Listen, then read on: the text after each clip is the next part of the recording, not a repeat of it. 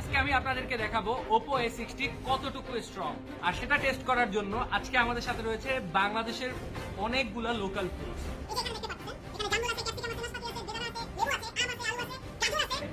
আনারসও আছে ভাই, তরমুজও আছে।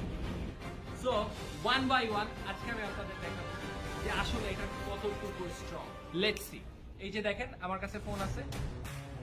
ওকে 3 1। সো এখানে আরেকটু বাকি আছে না? এটা